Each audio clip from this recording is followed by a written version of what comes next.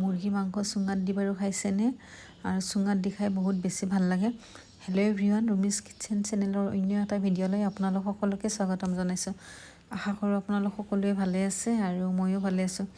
এই ভিডিঅ'টো আজিৰ নহয়, মই উৰুকাৰ দিনাখন বনাইছিলোঁ আৰু উৰুকাৰ দিনাখন অকণমান স্পেচিয়েল বনালে বহুত বেছি ভাল লাগে। সেইকাৰণে মই এইফালে মাংস ক'লে যে চুঙাত দি খাম আৰু মই চুঙাত দি দিলোঁ। এইফালে মুৰ্গী মাংস লৈ লৈছিলোঁ, লৈ মাংসখিনিত খুব ভাল কৰি নিমখ, হালধি, আদা ৰচুনৰ পেষ্ট, লগতে পিঁয়াজ আৰু মছলা, জিৰা, ধনিয়া, গৰম মছলা, মই গোটেইখিনি মছলাই দি দিছোঁ। দি লগতে বিলাহীও কাটি দিছোঁ, দি আৰু নেমুৰ পাত আনি দি দিছিলোঁ। নেমুৰ পাতটো দিলে গোন্ধটো বহুত বেছি ভাল হয়।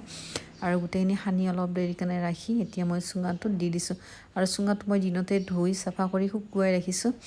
এইফালে মই গোটেই মাংসখিনি খুব ভাল কৰি তাতে দি দিছোঁ। চুঙাটো অকণমান ডাঙৰেই হ'ল, মাংসটো অলপ কমকৈ দিছোঁ, কিন্তু খাবলৈ যে ইমান টেষ্টি হৈছিল মাংসটো।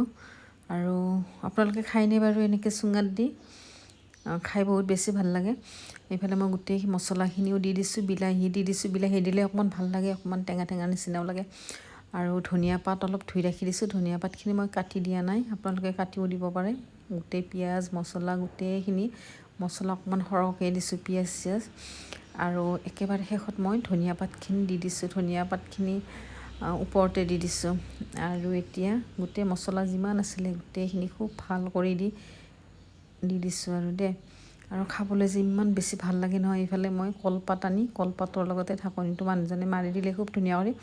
আৰু এইফালে জুইত দি দিছোঁ আৰু প্ৰায় আধা ঘণ্টামানৰ পৰা বেছিয়ে লাগে। অলপ চুঙাটো ইফাল সিফাল কৰি লুটিয়াই দি আছিলোঁ। আৰু খাবলৈ যে সঁচাকৈ বহুত বেছি ভাল হৈছিল। আৰু আপোনালোকে খোৱা নাই যদি এনেকৈ এবাৰ খাই চাবচোন। আৰু ভিডিঅ'টো